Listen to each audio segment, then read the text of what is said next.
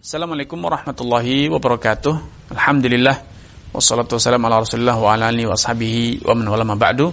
Kaum muslimin dan muslimat peserta grup Dirasat Islamiyah yang semoga senantiasa dirahmati Allah Subhanahu wa taala. Kita akan lebih dalam dan lebih jauh mengetahui bagaimana dan seperti apa kriteria seorang yang sah atau boleh menjadi wali dan boleh menjadi saksi. Dan yang terakhir adalah al-adalah. Al-adalah alias seorang yang berhak menjadi wali itu adalah orang yang kredibel. Apa yang dimaksud adalah itu orang yang agamanya baik, orang yang menunaikan kewajiban, meninggalkan yang haram, dan menjaga muru'ah dia, menjaga kemuliaan akhlaknya. Karena kalau orang yang fasik, pemabuk, pezina, pencuri, perampok, pendusta, apalagi na'udzubillah orang yang terjangkiti sifat munafik dalam dirinya, memiliki kewenangan untuk menikahkan, maka bisa jadi dia jual anaknya. Dia nikahkan anaknya dengan lelaki yang serupa, lelaki yang fasik, lelaki yang bejat, peminum khamar, pemabuk, pezina, dengan tujuan yang penting dapat uang banyak, yang penting diberi uang banyak, yang penting hartanya banyak. Tentu ini akan merusak ideologi, merusak akidah, merusak akhlak wanita tersebut. Kenapa? Karena seorang yang fasik, dia pasti akan merasa nyaman untuk hidup bersama sesama orang fasik.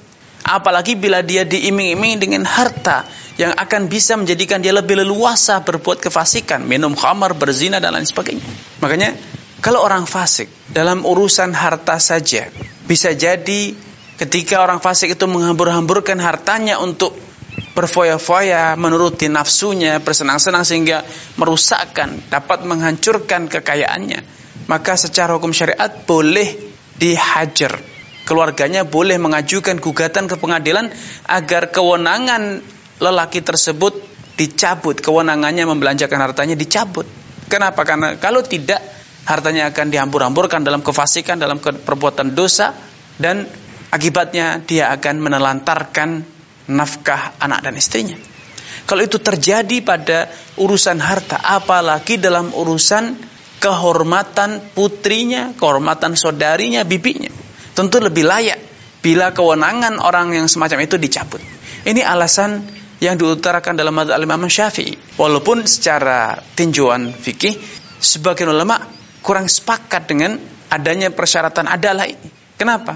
Karena mereka melihat, ulama yang lain berpendapat bahwa status perwalian itu sama halnya dengan status nasab, waris mewarisi. Selama hubungan nasab itu nyata, alias itu adalah putrinya, maka hukum asalnya berarti dia bisa menjadi wali. Sama halnya ketika dia menjadi wali safar, hubungan khulwah ya.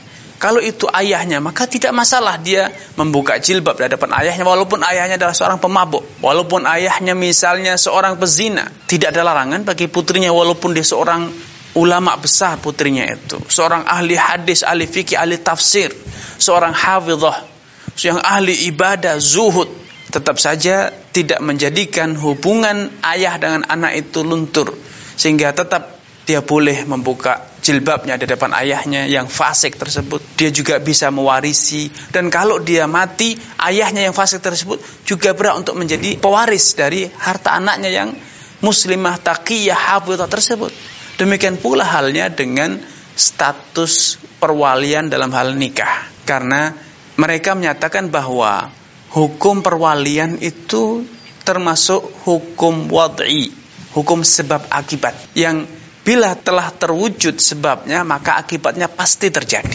Sedangkan sebab dari adanya perwalian, baik wali safar ataupun wali pernikahan, itu adalah adanya hubungan mahramiyah, hubungan darah, ya, hubungan nasab. Dan itu ada. Maka tentu tidak tepat dan juga tidak pernah ditemukan dalil. Tidak ditemukan dalil yang menyatakan bahwa dia bukan wali atau menggugurkan status kewalian dia, statusnya sebagai seorang wali.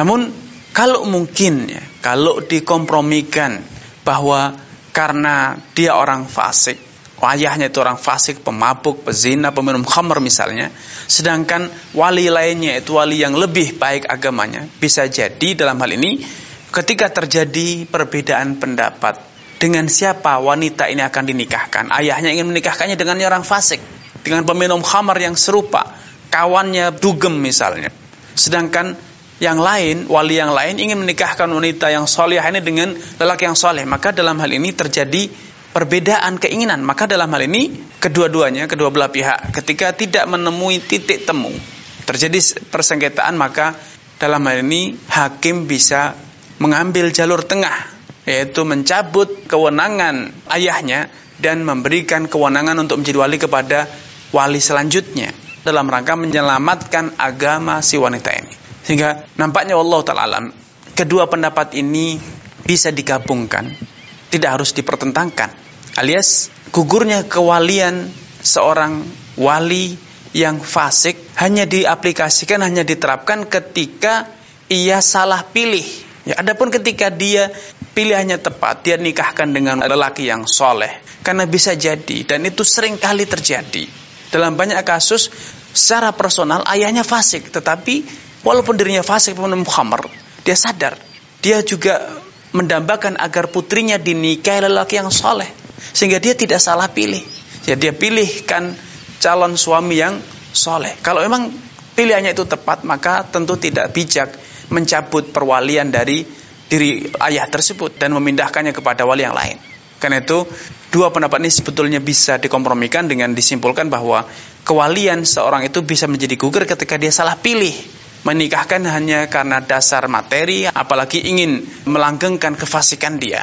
Tapi ketika pilihannya itu tepat, maka tidak bijak mencabut perwalian walaupun dia adalah seorang yang fasik. Apalagi sebagaimana mengatakan mayoritas atau banyak wali-wali yang ada di zaman sekarang, bahkan sebelum sekarang pun demikian kondisinya. Walinya tidak sholat, walinya tidak puasa, walinya tidak zakat, walinya pemakan riba. Kalau itu dicabut perwaliannya, maka akan menimbulkan kekacauan sosial yang luar biasa. Tentu ini perlu dipertimbangkan dalam memutuskan suatu hukum. Karena itu saya lebih memilih untuk mengkompromikan dua pendapat ini, bahwa perwalian itu bisa digugurkan ketika orang tuanya terbukti salah pilih sehingga ingin menikahkan putrinya dengan lelaki fasik seperti ayahnya. Namun ketika pilihannya itu tepat, maka tidak bijak kita mencabut perwalian dari lelaki tersebut padahal pilihannya pun tepat. Dan kalaupun dipindahkan, ternyata wali yang lain pun juga akan menikahkan wanita ini dengan lelaki tersebut. Sehingga apa artinya memindahkan perwalian kalau ternyata hasilnya sama juga. Ini yang bisa kami sampaikan pada kesempatan yang berbahagia ini. Kurang dan lebihnya mohon maaf, billahi taufiq wal hidayah. Wassalamualaikum warahmatullahi wabarakatuh.